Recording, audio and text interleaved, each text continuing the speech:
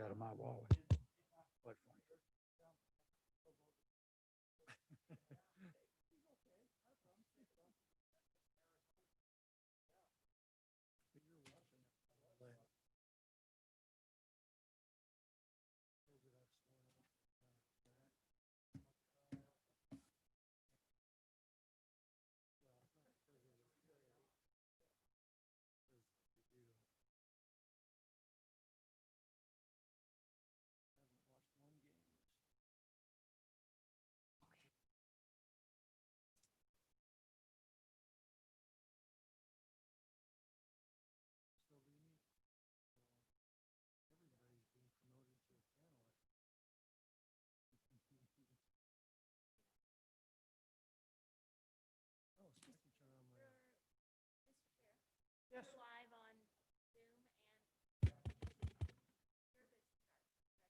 Okay.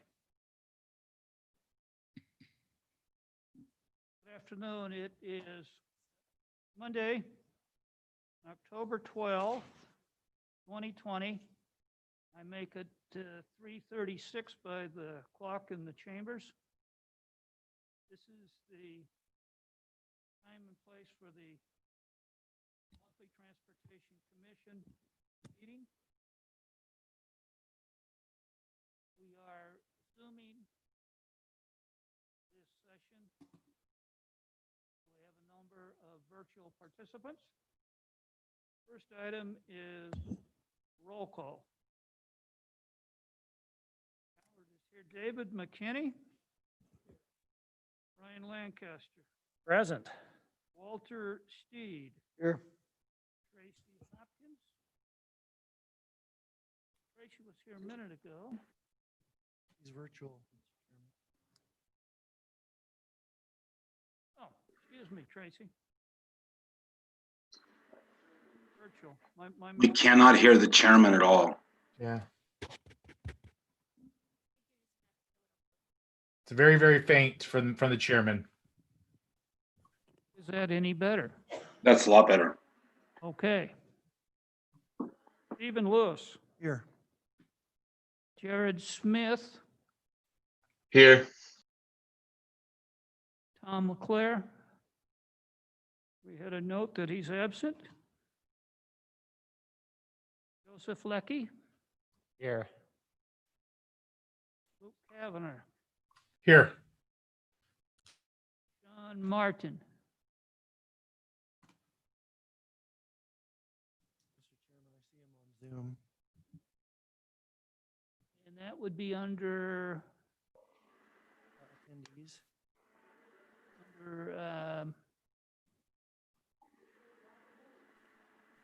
okay, there he is. John Martin. Here. Okay, excuse me, Sean, just getting used to this setup. Thank you. Tony Tisdale. Present, thank you. Ian Updike. We had received an email that he had a conflict. Alyssa Tayson. Here. Justin Price.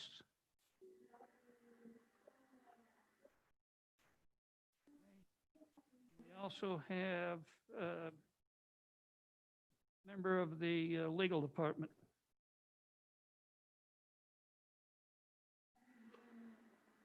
Okay, second item of business is the adoption of the agenda.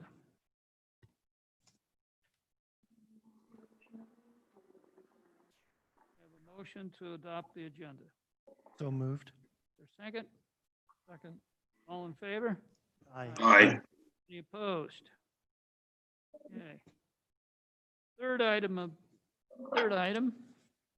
is the approval of minutes from the September 14 meeting. How'd we do, Mr. Lewis? Mr. Chairman, I didn't find anything that had needed comment. Mr. Chair, Yes. I would like to note that Councilman Cavanagh was present for the September 14th meeting, so if you would like the minutes to reflect that, we'll make that So- change. I'll place an X instead of the O there.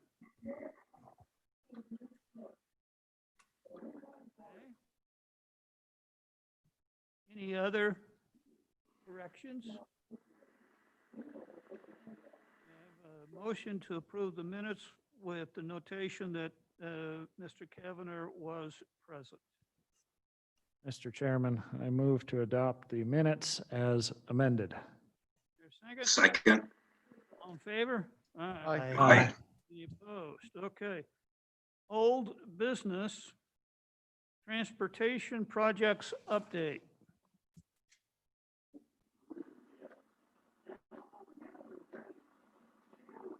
Mr. Chair, I have that update.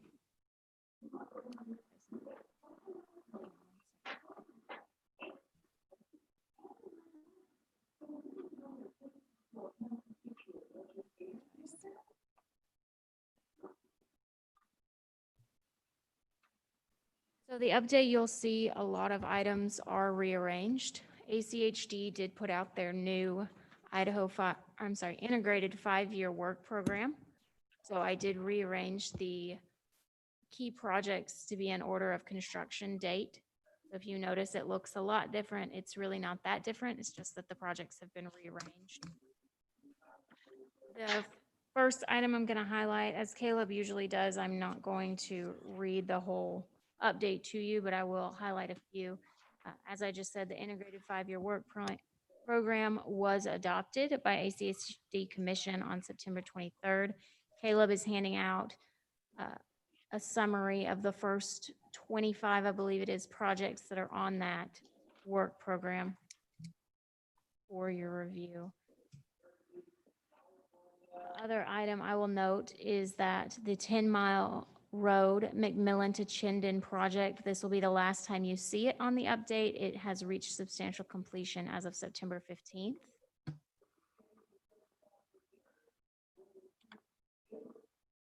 To note a few new projects that you will see.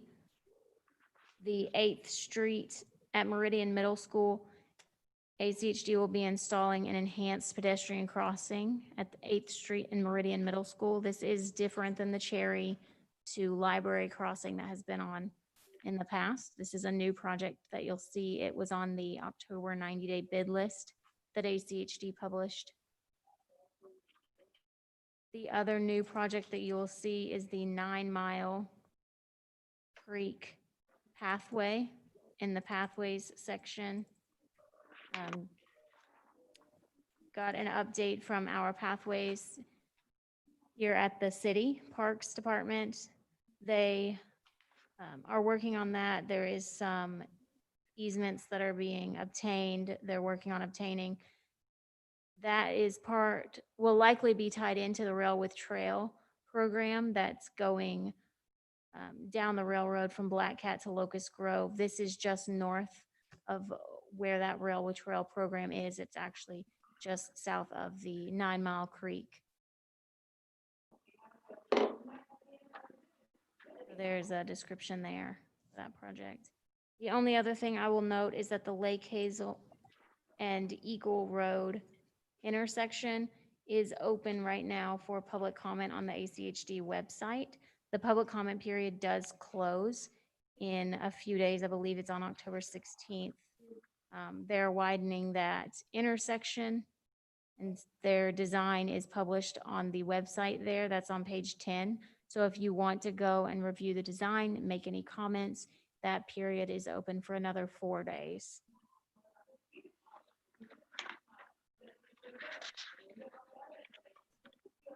Are there any questions regarding the project's update?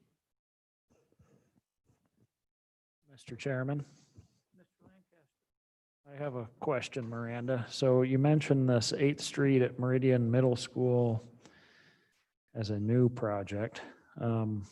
It's new on this list. It's Okay. not necessarily a new project. Can you remind me, was that on ACHD's community programs list, or, because I don't think we've seen this one before, right? I know we've talked about it here before. I'm not sure if it was. I just saw it on the October 90-day bid list. And being that it's in Meridian, I felt it relevant. Okay.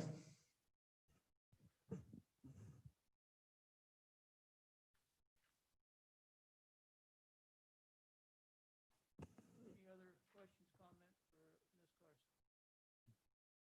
Mr. Chairman, just for clarification, under ITD projects, I'm looking at the Chinden West Corridor project. And I'm just trying to clarify the current construction situation sort of has a substantial gap between Locust Grove and all the way to Linder Road. Am I assuming all of that segment is being constructed as part of that new shopping center that's being built at Linder and Chinden? Is that what's happening? Or is there going to be a segment that still isn't fully widened out in there? So the Chinden West website and the Chinden West updates that are sent out by ITD noted that they kind of groups together those two blocks, and the whole Linder to Locust, they said portions will be closed September through November. So I'm not sure if they're doing it in conjunction with a shopping center or if that's separate. So, Mr. Chair, Yes. I can add a little bit more to that. I did talk to the developer week before last about that. They did get their winter paving construction schedule approved with ITD. So that is actually broken up into two different phases too. It is the Linder Village. They're calling it Orchard Park now. So a little bit of marketing going on there, but Linder Village, everyone that's heard of that project knows it is Linder Village, but it will be called Orchard Park moving forward. They just got their paving schedule for the winter approved by ITD for the first phase. That will just be on the west side of Linder Road and go to Meridian Road. That's phase one. That will happen this winter into next spring. Phase two the exact timeline hasn't been nailed down, but it will be sometime after that, essentially. So there'll still be a gap between Locust Grove and Meridian, basically. But that is on the backs, if you will, of that developer at Linder Village or Orchard Park. So a delay in that. I think last month, I believe, provided a little bit of an update. They got their bond financing. Finally, they did their bond sale. And so they're moving forward with some of that construction. But yeah, it is delayed. But it is still all part of that same project, so it will be completed here presumably over the next year. Is that what's happening? Again, phase two of that, I'm not quite sure the timing of that. I guess that's the thing. We just, finalized kind of that phase one, Linder to Meridian essentially. So I don't know the implications, if any, to that second mile widening. I haven't asked that question yet. So there might be a bottleneck for a little bit of having everything improved east and west of that 1 mile and Right. waiting for this developer. I hope not, but yes, that is still part of the STAR agreement with Linder Village Orchard Park. Yes, Mr. Steve. If I may, following up on that, Caleb, I had thought that Meridian Road to Locust Grove was not part of the current projects from Highway 16 to Eagle Road, with the exception of the new right turn lane they put in down at Locust Grove. Am I incorrect? So One of the questions we just had was, is everything along there going to be done, or is there still going to be a bottleneck? So, Mr. Chair, I'm going to answer your question by explaining kind of there's really essentially 3 different projects going on. 2 by developers through STAR agreements, and we'll start on the west and head east. So the Costco developer is basically the first one that's in your packet, and that's from State Highway 16 back to Black Cat. Go past Black Cat. 10 mile. Linder. Yeah, Linder Road. It says Linder on here. So it stops short of Linder though, because that's where the second one where we were just talking about, that developer of the Linder Village project picks up at Linder, west side of the intersection. So they'll do the intersection, little bit of improvements that are needed at that intersection and through in 2 phases to get to Meridian Road and then to Locust Grove. And then the third project is actually an ITD ACHD project to improve the Locust Grove intersection and go back towards Eagle Road and widen that lane. So there's 3 different projects, with some of them with multiple phases. There won't be any, it's all in the program. It's all planned to be widened to 4 lanes, at least from State Highway 16 to State Highway 55. So there isn't anything in that area that isn't plan to be widened to at least 4 lanes currently. Thank you. Any other questions, comments?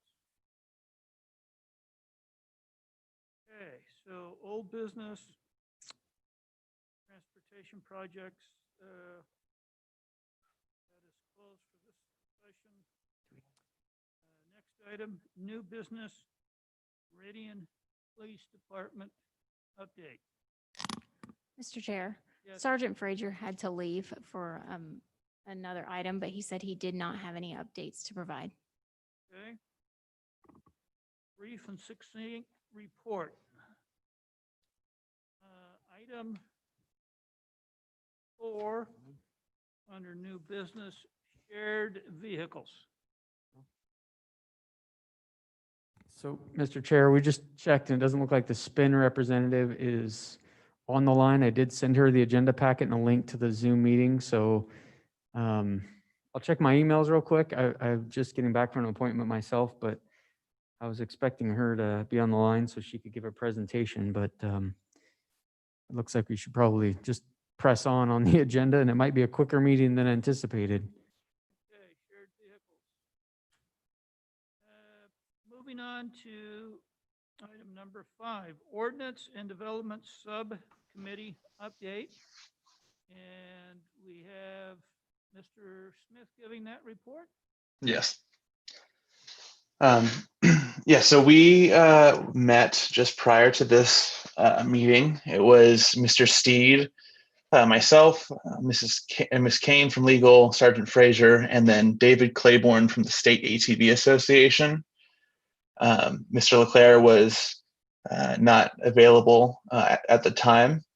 We met, introduced, and discussed kind of the purpose of the committee or the subcommittee, kind of arriving at a mutual understanding going forward about what the different meanings of that purpose statement reads in terms of providing feedback to the planning department on development applications, et cetera. From there, we moved on to the ATV UTV issue, and that took up most of the time. We discussed with Mr. Claiborne and Sergeant Frazier kind of some of the considerations that we would be making. At the end of the discussion, kind of we arrived at a point regarding the state law, ACHD, and some lack of clarity around certain things, like what a controlled access highway is, who has jurisdiction over what highways in terms of ATVs and UTVs, and arrived at, over the course of the discussion, we developed a set of questions that we think can kind of help move the discussion along and obtain some further clarity. We're going to keep looking at this. We have a meeting set tentatively set, pending Mr. Leclerc being available for it, tentatively set before the next Transportation Commission meeting. But we really want to understand what we can legally do, and what is enforceable by law before we act. What opportunities there are to simplify the law and to make it easy to search, read, and understand, make it easy to follow the law, and then also to arrive at a resolution that isn't going to go against what the intent of the statute is and isn't going to accidentally create any externalities. So we're still working on it. We have some questions. I anticipate we'll probably be doing some additional research between this meeting and the next meeting to try to kind of move the ball along. I know this has been coming up in the past few meetings, but we want to kind of get this ball moving forward and try to arrive at an actual solution at the end of the day. Very good, Mr. Smith. Before I open up for comments, I appreciate Mr. Smith. He demonstrated what we're looking for in an update, because no final report has been issued. They haven't reached a resolution or come to any recommendations. And I say that because to get to their report or their recommendations will have to be a discussion item will have to be placed on the agenda. So good job, Mr. Smith, of outlining who was present, the subjects discussed, your path forward, and leave it open for when you present your report or recommendation, that's the time for opening it up for substantive discussion. With that, any comments, questions for Mr. Smith?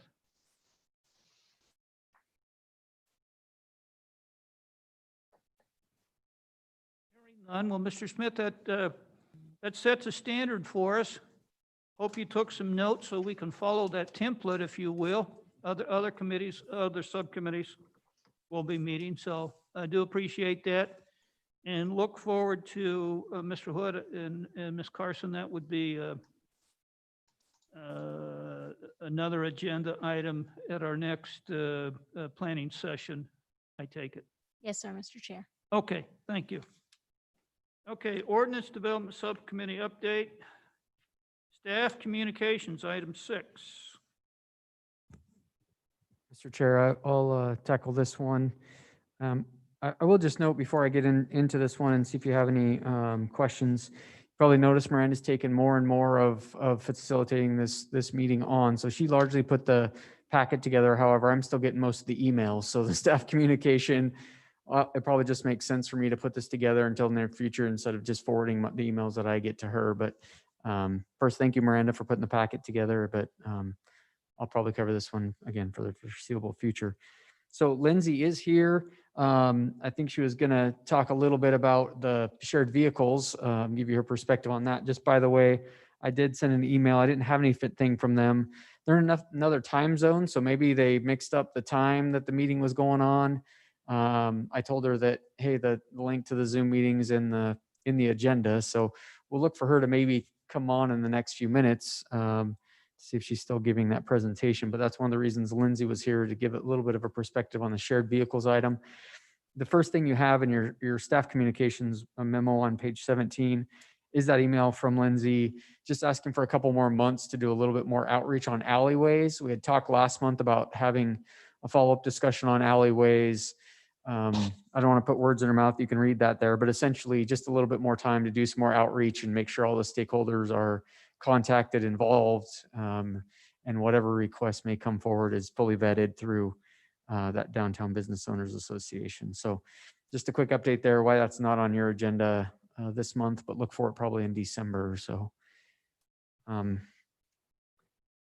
not really planning on going through the rest of these. I thought some of them, we've been talking about a little bit of them. Some of them are more just, I thought you might be curious about. I do want to piggyback a little bit on that spreadsheet, because we didn't spend a whole lot of time on ACHD's integrated 5-year work plan.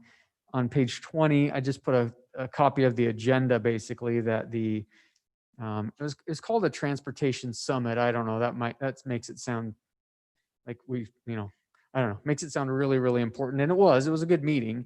Your chairman was there representing, we had the mayor, his chief of staff, council members there to discuss kind of next steps with some priority transportation projects.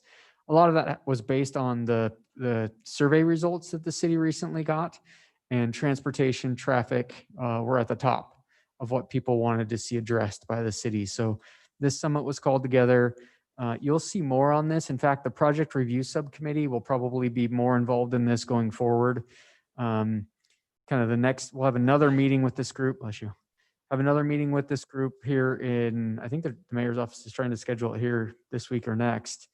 But identifying 2 to 3, maybe 5 projects even that the city can advance that are most important, that there's opportunity for, and some more to come on what that means and what we value in some of those things. Is it congestion? Is it safety we're trying to solve? What are really some of the goals if we do advance some of these? So just want to give you a heads up on that, and then again, more details to come as we kind of dig a little bit deeper into that, particularly probably through that subcommittee.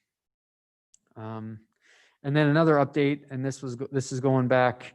So the second half of page 20, it's like 21. Yeah, 20 and 21 basically is an update on that sound wall. So, we had a gentleman, is it Turner? Can't remember his name now. But anyways, we've been working with Brighton Corporation on the landscaping, the berm, the fencing, the sound wall along Chinden Boulevard. So there's an update on that one. And then VRT fixed route bus schedule, or the fixed bus route and the implementation schedule on that is top of 22. And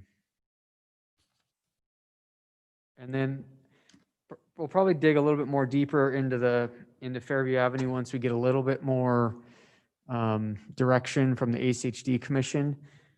But they did, and I gave you a brief update last month, but the ACHD Commission basically, denied is too strong of a term, recommended that the team go back and reevaluate what to do with the bike ped facilities on Fairview Avenue between Locust Grove and Eagle Road. So there's a concept, the last page in this is the concept diagram. I know it's in the printed version, it's a little hard to read. I'd encourage you to go to the PDF and you can zoom in and out and see some of that cross section a little bit better. Essentially, there's the curb and gutter, then a 2-foot buffer, a 5-foot bike lane, a 2-foot buffer, and then a 5-foot sidewalk. So those bike lanes would be one way.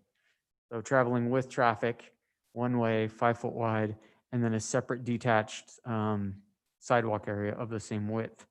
So that is the concept that ACHD staff is going to take back to their commission. This kind of goes back to even earlier in your packet. So again, page like 18 and 19, I think it even goes into 20 a little bit, including the BAC, the Bicycle Advisory Committee at ACHD.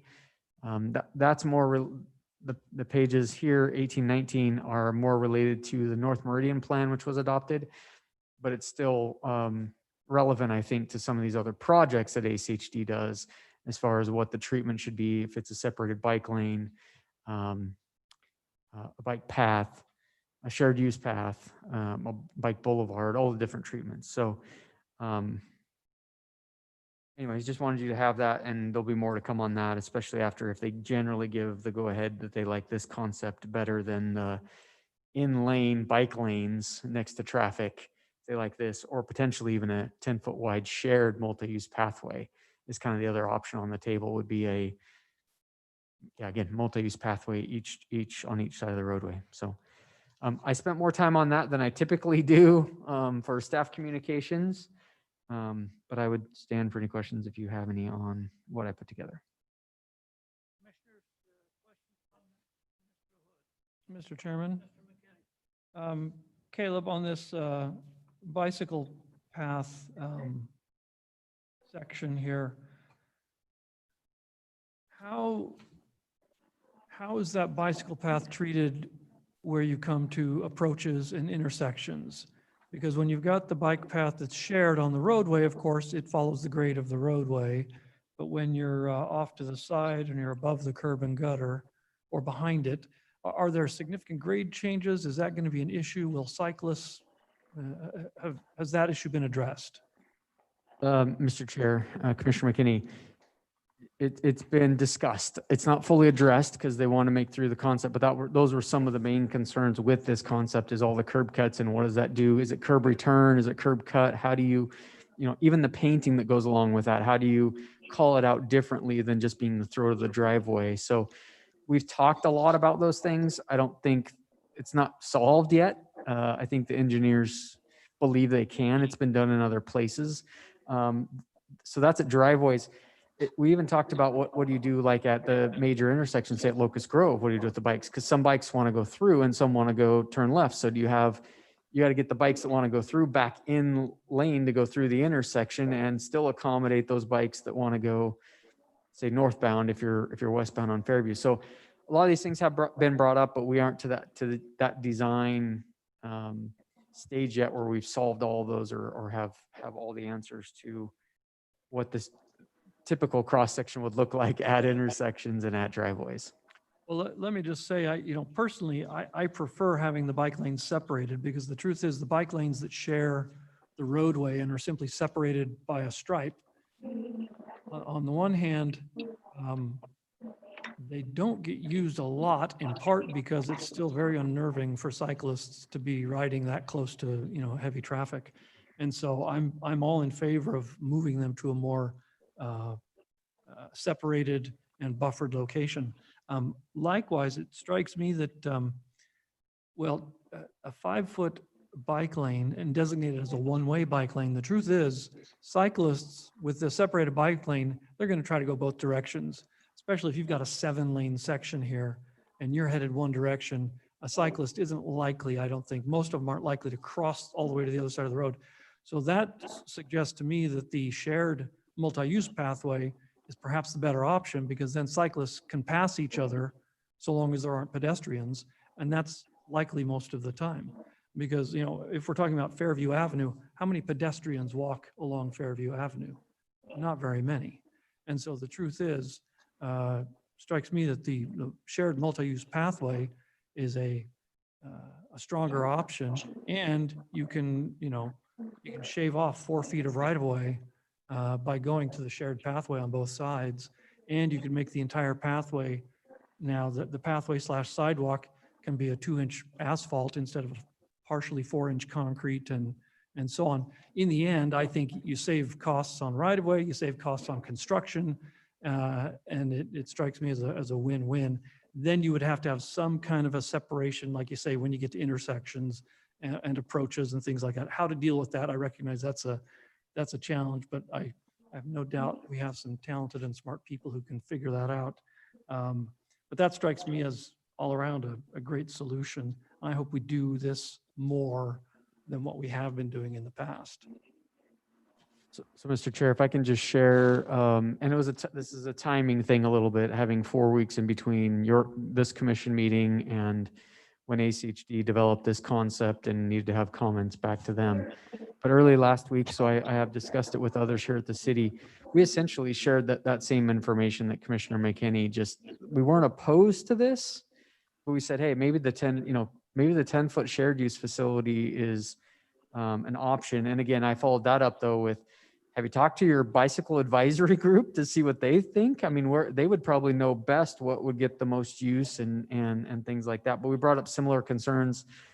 Even if for short stretches, you're not going to get cyclists that are going to cross a 7-lane roadway to go up a 1/4 mile and then cross back to get to the thing that was on the other side of the road that they may want to get to. So you're going to get wrong direction cyclists with something like this. So what can we do with that? I mean, signage, but we're not going to enforce a lot of that. I just can't see us, really enforcing. So we did talk a lot about those things, but said, again, so far this is a city stance. We're not opposed to this, but we think maybe the 10-foot multi-use pathway, don't forget about it. And maybe it is the best option ultimately, but this maybe could work too. So that's kind of where we're at. Mr. Chairman. It's Commissioner Hopkins. Caleb, I have a question for you. Can you hear me? Yes, sir. So we were talking when you and I walked out there, we were with that workshop on pedestrians so have they tried to address Webb Street being able to cross Fairview? Yes, that was something that I didn't provide in this update, Mr. Chair, Commissioner Hopkins. That is something that they will move forward, at least 30% design with having a pedestrian crossing at Webb. So that will be a location that will be in between Hickory and Locust Grove. Thank you. Any other questions, comments on staff communication? Mr. Chairman, Lancaster. so I guess to continue our discussion about this cross-section that's in here, and Caleb, thank you for including this in the staff communications. It's been interesting to listen to the discussion about a shared use path rather than separate bicycle and sidewalk facilities. I guess in that same vein, I've expressed a strong preference for 12-foot travel lanes at all times on arterials, and I don't see that in this cross-section, so perhaps, that's another suggestion that could be made is, if you do take the 2-foot buffer between the bike lane and sidewalk, I would sure like to see that used in the cross-section of the motor vehicle travel way also. So that's my comment there.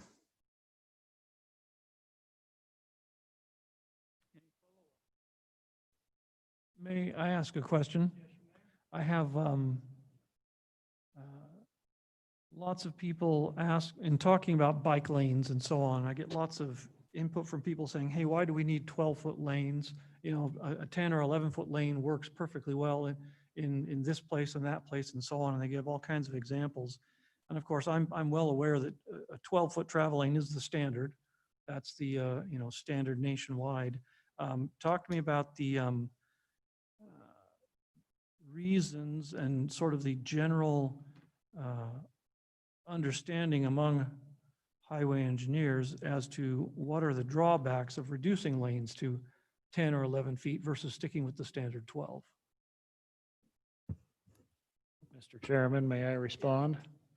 So I'll try not to get too technical and nerdy here, but anytime the lane is narrower than 12 feet, the number of vehicles that can use that lane goes down. So if it goes from 12 to 11, the number of vehicles that can use that lane per hour goes down. If it goes down to 10, it goes down more. So it's a capacity issue. And,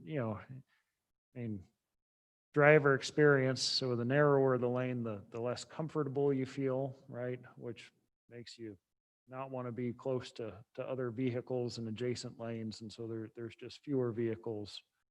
So the primary issue is the one of perception on the part of drivers, and so they slow down. And so the capacity goes down. Is that right? That sounds close enough, sure. Is there any evidence of safety, significant safety concerns with an 11 versus 12 or a 10 versus 12?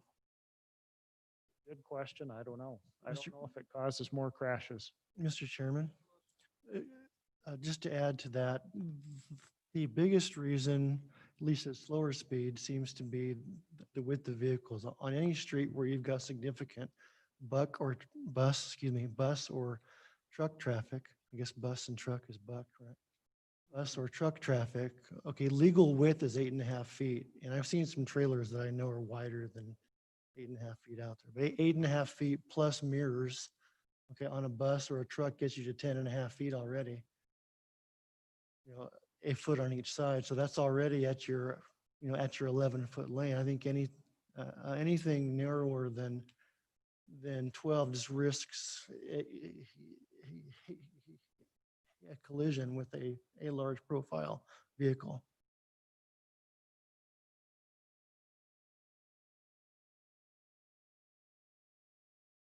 Any follow-up?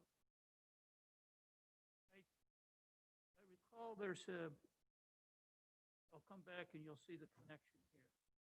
So there's a news item about Mr. Chair, can you move closer to your mic, please? Thank you. There was a news item about an accident on a yellow blinking arrow, and we have visited that before. But one of the conclusions that I heard from law enforcement was the faster speeds, statistically, the greater risk of accidents or number of accidents. But one of the comments in the story is, we assume that drivers will drive perfectly, and they'll be able to gauge the speed of a car and turn on a blinking yellow light. All I'm saying there is, my perception is, leave a little room for air. 10-foot lanes, 11-foot lanes. And as expressed there, that a little tough to thread a needle with narrower lanes and accomplish the traffic. Anything else? I'm curious, and I was looking at it, so this Bain Bridge issue, I think that may be an example of we had some participation in that issue, and it's one I think that will be followed up, or there'll be additional, but at least demonstrates our participation in that process, and because we did ask for more items on our plate. Okay. Staff communications 6, closed item on to future topics. School Zone Subcommittee, meeting in November. Downtown alleys. Look, we got you tentatively for the December agenda. Project Review Subcommittee. That is the committee I serve on in December. Harvest Transit Service, update there. Comprehensive Plan and Master Mobility Map. Main King Crosswalk.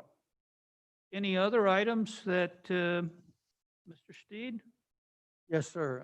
As I've previously mentioned to you, when they put the new traffic signal at Chinden and 10 Mile, I noticed what I can perceive to be a problem with a blinking yellow light and 55-mile-an-hour speed limits, as you just mentioned in that story in the paper. I've been talking to Sergeant Frazier, who went and looked at it, and he saw an additional problem with it and has been attempting to talk to ITD about whether or not it's functioning as they designed it, or whether they really designed it that way, or is it going to work or what. In talking to him this afternoon, he indicated that he has not gotten a response and agreed that we'd like to bring it before the Transportation Commission next month, if that's possible. So we would add a blinking yellow turn arrow at intersections. Specifically at Chinden and 10 Mile. All right. Chinden and 10 Mile? Yeah, and that's eastbound Chinden. So Miranda, Ms. Carson, I've made a note to bring that up at our agenda planning Yes, Mr. Chair. meeting. Okay. I will also add that the Ordinance and Development Subcommittee update included that they're going to meet in November. So there will be an update from them as well on the agenda. Anything else? Ms. Carson, if I don't know what I'm talking about, please excuse it. So this spreadsheet, the 8.5 by 17, or yeah, 11 by 17. That's the sheet that the summit's working with? Yes, Mr. Chair. Okay, all right. But I wanted to let the commissioners know that, And that is reflective of the integrated 5-year work plan. The summit may move some that are not on that because that is only the first, I believe, 25 projects. Yeah, Mr. Chair, if I can, I kind of got sidetracked. I meant to circle back a little bit more on the spreadsheet. But yeah, that's what this is. It's essentially the list that we sent to ACHD at the beginning of the year. And it reflects in the kind of the middle 3 columns, the design year, the right-of-way year, and the construction year, any changes that have happened to the programming. I tried to note in the ACHD response column now in the integrated 5-year work plan. So you can see there's 3, 4, 5, 7 on the first page that are now in the program there. But all the years have been updated to reflect the current integrated 5-year work plan for the top 25 that we sent to ACHD. I will also note we added a few more that were near some of the lower ranking projects, but are also in ACHD's program. So the cost benefit to ACHD is high. The value to the city wasn't very high on those projects, but I thought it'd be good to see projects that they have in their program, projects 29, 41, 46, and 68 that, are again, lower on a city's priority, but higher on ACHD's. So.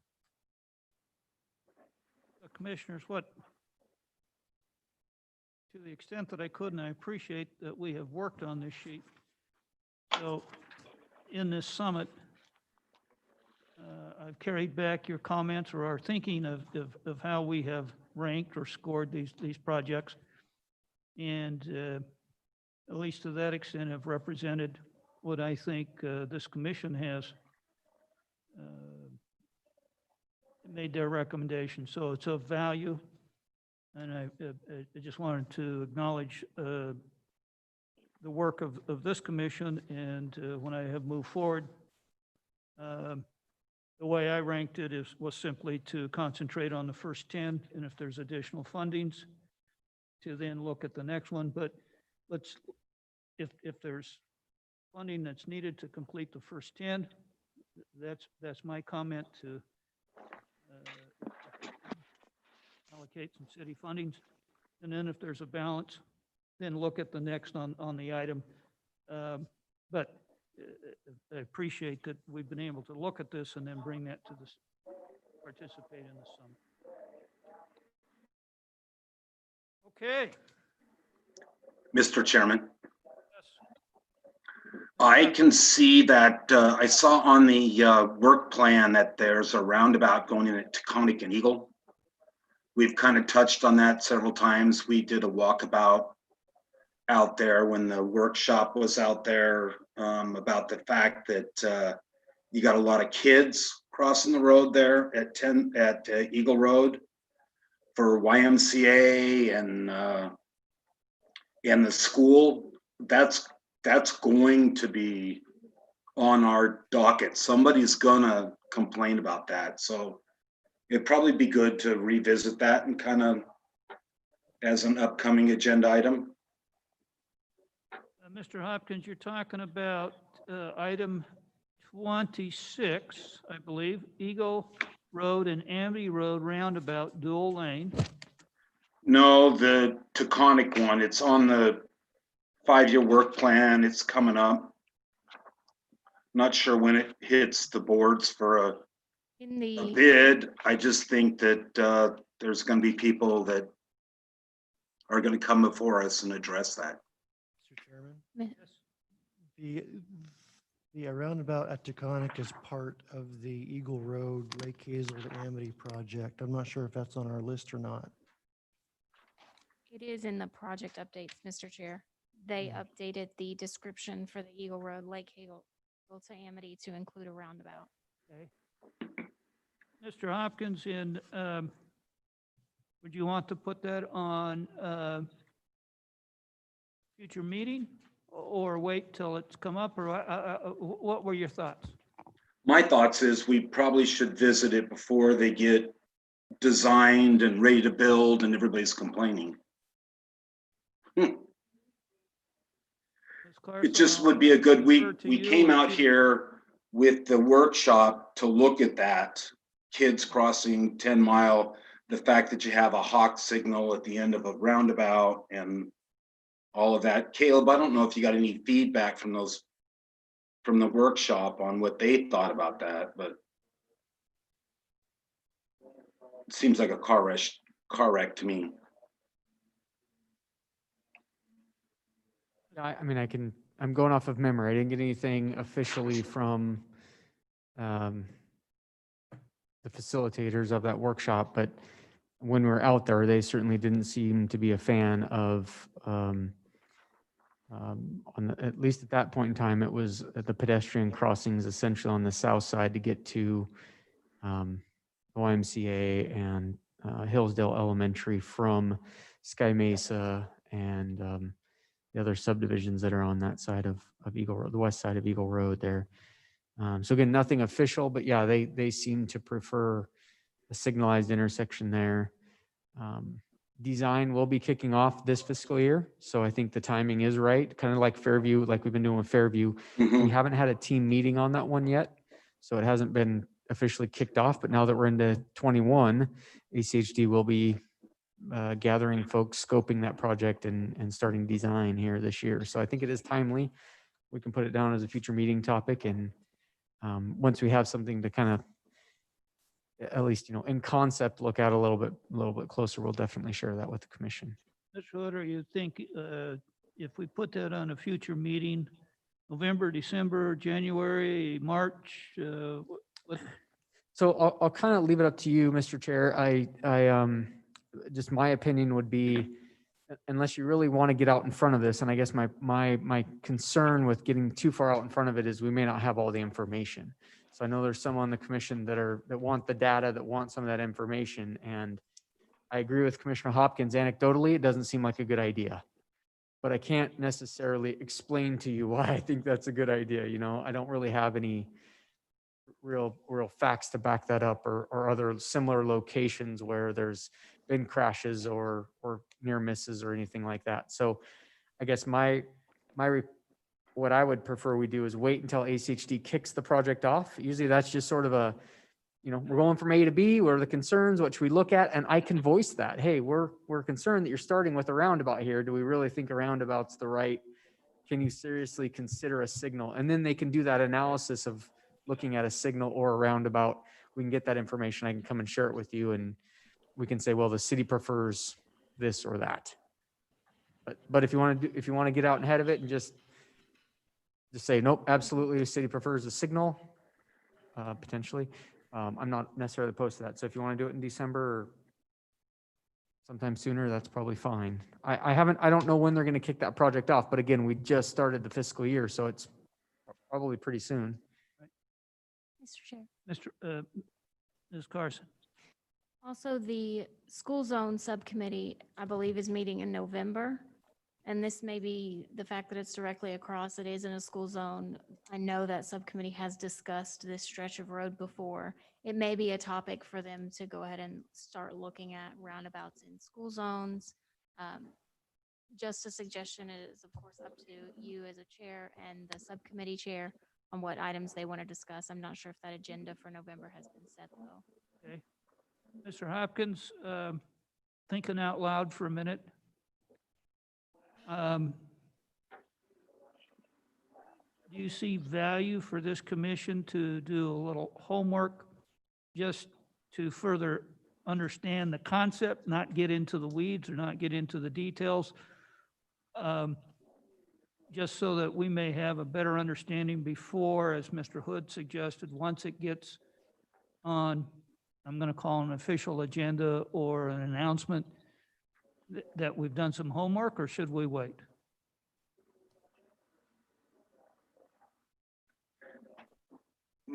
Mr. Chairman, was that a question for me? Yes. Sorry.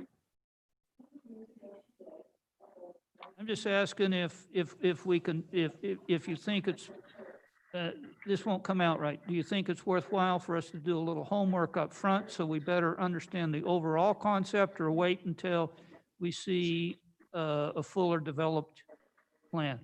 I'm with Miranda on that. I think the subcommittee on school zones would be perfect to look at that.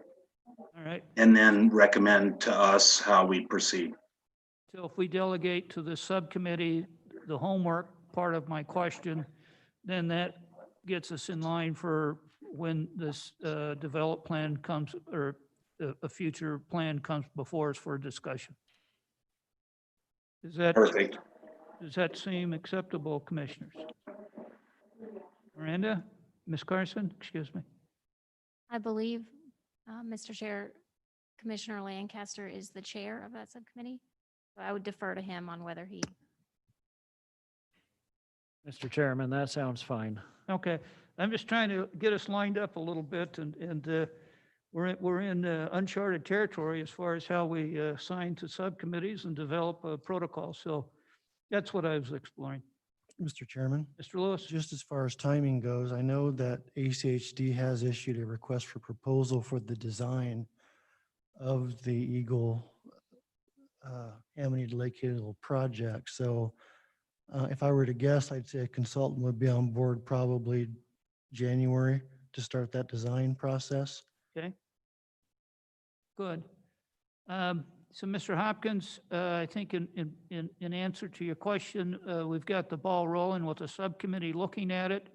Appreciate you bringing that to our attention, and it will get on our agenda through that process? Very good. Okay. We've worked through the items for the agenda. Ms. Bowser, you've been very quiet, but was there anything you wanted to say other than see you in December? Okay, all right, all right.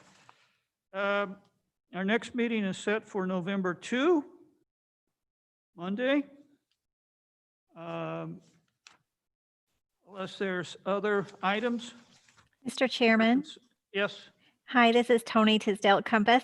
I just wanted to compliment the city. The new system is working so much better than the old one. I could hear everything today. It was fantastic. Thank you. I appreciate that. And we got a thumbs up with Mr. Kavanagh, so money well spent, I take it, Mr. Kavanagh? Yeah, okay. Come see, come saw. All right, I'll work on my French later. All right. Unless there's anything else, I'll ask for a motion to adjourn and see you next month. So moved. Okay.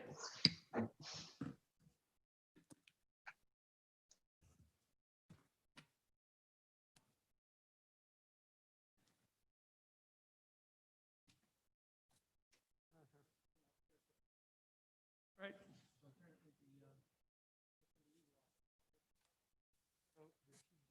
Well, okay.